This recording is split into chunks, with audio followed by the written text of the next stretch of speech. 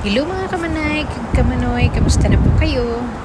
Today's video po at Sabado ngayon at pupunta tayo sa Niagara Falls. Ano mayroon? Siyempre, falls. At ito ay konektado sa USA. Pababa sa Canada.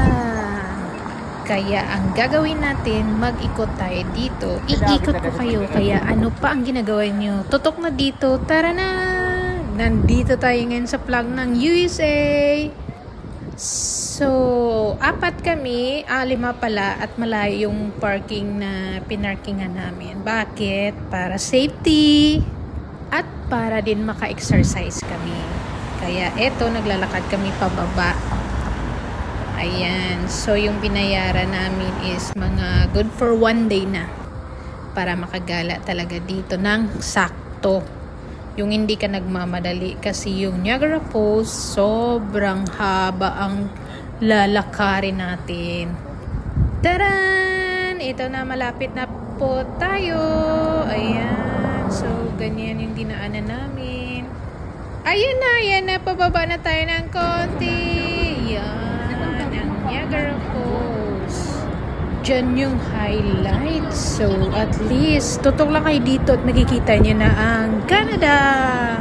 Makaikot na kaya sa sinasabi nilang Niagara Falls. Kaya ito, pwede ka rin dyan sakay sa kanilang boat. Kaya, hindi pa ako naka-experience. Pero, one day, malay nyo, diba? Natatakot kasi ako. Pero kung kasama ko kayo, maybe hindi na ako matakot. So, sa gilid ng Niagara Falls, mayroong lakarin. Ayan, napakahabang lalakarin ito. So, maraming iba't ibang lahi dito. Mga turista, lahat basta iba't ibang lahi.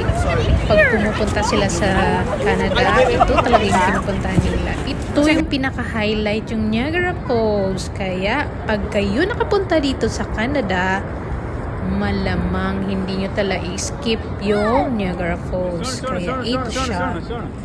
Napakaraming tao talaga. At eto nga, pupunta kami doon sa isang park. Makikita mo doon yung mga iba't ibang, kung may family ka at may mga bata, ayun, napakaganda sa mga bata yun. Nandun yung mga hotel nila, kaya pupunta tayo doon. So, maglakad-lakad lang tayo muna at makikita natin sa dulo ang hinahanap natin.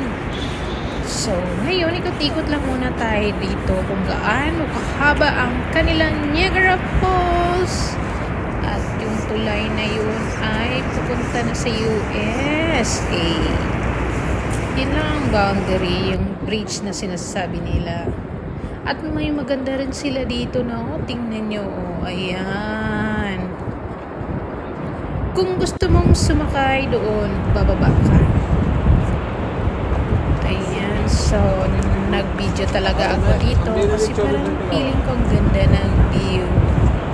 Diba? Tingnan nyo naman. At saka mahangin at malamig syempre. At dito na nga, pupunta na tayo sa park. Ayan, pataas na pataas yan. So, papagurin ka talaga sa pag-akyat. Yung parang aakyat kasi hill siya. So, pataas tayo. Ayan, so, dito na mag-i-enjoy ang mga bata. So, gusto mo na mga kape, dito na yung mga kape, kakain ng burger, ano kung kakainin mo, lahat. Parang plaza sa Ferris wheel. Ayan. So, it's fun talaga ito sa mga bata, lalo na sa family outing. So, kadalasan yung family na gustong magpariwara, mag-rest, mag-outing. Ayan. So, dito sila pumupunta sa Niagara Falls at dito rin sila natutulog. Ayan. Iikot sila. So, kulang pa yung 1 day. So, makagabi pa sila. Magiging 1 day, 1 night, o ilang days. Like weekend, okay na yan. At least, diba, nag-enjoy yung mga bata. At syempre, kaya nga nakapunta ako dito at sinama ko na rin kayo. Kaya, mag-enjoy na rin tayo dito sa pag-ikot-ikot. So, yung Ferris wheel na yan, sobrang laki. At makikita mo yung pose. So, na-try ko yan. At mahal ng bayad. Grabe.